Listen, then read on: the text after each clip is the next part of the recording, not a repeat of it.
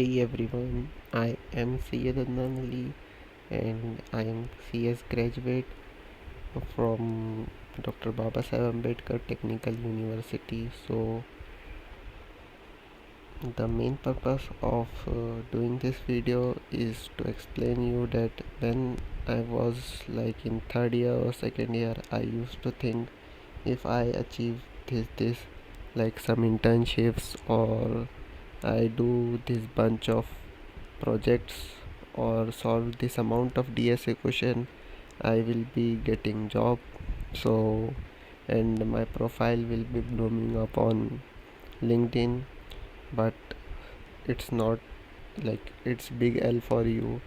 And I hope this video will help you out during your journey. So let's start with it. So when I was in third year, I started like mumbling or jumping from one field to another. Like first I learn uh, data analytics, then with Python, and then I jumped into blockchain and other firms. Like I learned Solidity and different languages. Yeah, during my like journey, I learned lots of languages including C, C++, Java, Python, Solidity, HTML, CSS, JavaScript, and like many modules and SQL, of course. So as graduate, I can say that engineering is not a degree that will guarantee you a job. Like you can see, there are millions of engineers who are unemployed these days.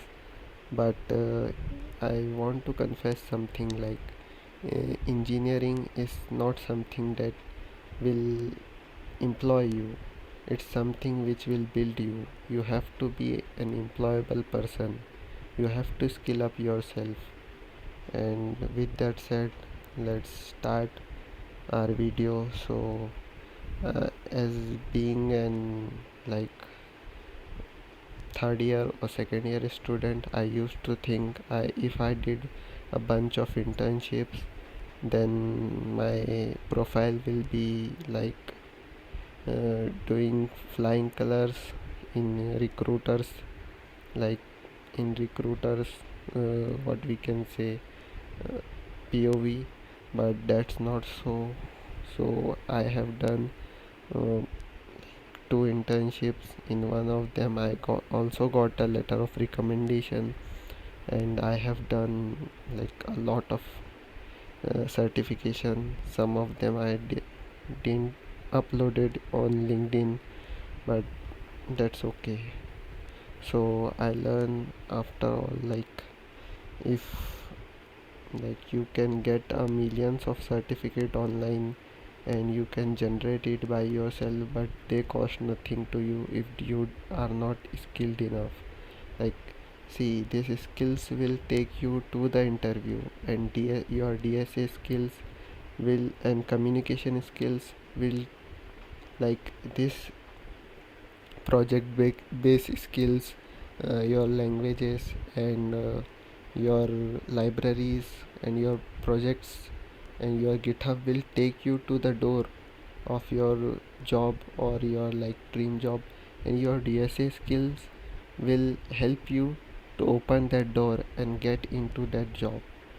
So that's the case. And I will suggest you that don't run behind the certifications, run behind the what we can say skills, and do projects. Help some of your colleagues or seniors while developing their final year projects, which will help you to grow. And I guess many of your like seniors will be your friends, as in case of engineering, like your seniors are like very friendly. And after that, as I have heard many of people say, do this 150 questions and you will be enough to crack this interview and that interview. Yes, I did 150 question, and my mindset when I solved two sum was bit different. Like I was trying to solve those three test cases, which was like a big L for me, and I didn't know anything about lead code earlier. Then I learned and and I failed many times. I thought during this journey, like from 1 to 150th question, that it won't be possible for me to get like being good at DSA or something, but that's the process. First of all, you solve easy questions, and some of the easy question you may fail to solve some of the easy question, and that's okay. And after solving few questions, you might think like I am Batman and of DSA. Like when solved some of the questions like sorting using sort function and all, I thought that I would be cracking a big tech companies and giants, and that's okay. Like you might think that, but that does not work. As time passes and you learn DP trees and graphs, mm, you will see a real competition, and like you can go to contests on lead code, which will lead you to which will make you like, if you want to judge yourself, you should participate in contests to judge your skills. Are you capable enough? And I think that 150 questions are enough to crack some like average companies, uh, if your concepts are clear. See, you can solve some questions, and after some days if you try same questions, solving same question, and you will fail to solve that question, and that's okay. Like it happens.